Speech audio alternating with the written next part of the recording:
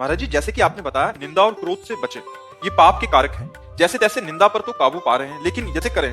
जैसे हम चाहते हैं कि आप हमारे साथ ऐसा बर्ताव करें, आप उसके विपरीत करेंगे, हमें क्रोध आ जाएगा। अगर हमारी कोई कामना नहीं है, हम अपने कर्तव्य का पालन करते हैं और सामने वाले पर भगवत दर्शन करते हैं, तो क्रोध आ ही नहीं सकता। जब तक हम भगवान के चरणों का आश्रय दृढ़ता पूर्वक नहीं लेते और सब में भगवत भावना नहीं करते, तब तक न काम पे काबू पाया जाएगा, न क्रोध पे, न लोभ पे, न मोह पे।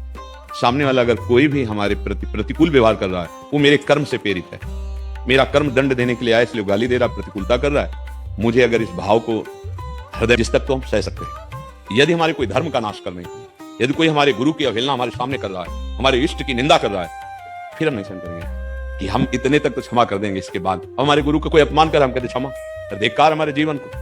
हमारे इष्ट की कोई निंदा कर, हम कहते क्षमा है। हमारे राष्ट्र पे संकट आ रहा, हम कहते क्षमा। ऐसा नहीं, मतलब समझना, कहीं कहीं क्रोध भी क्षमा से ज्यादा फल देने वाला बन जाता है कि एक सीमा तक सहनशील हो सकता है। जी, लाइक कीजिए और सब्सक्राइब कीजिए।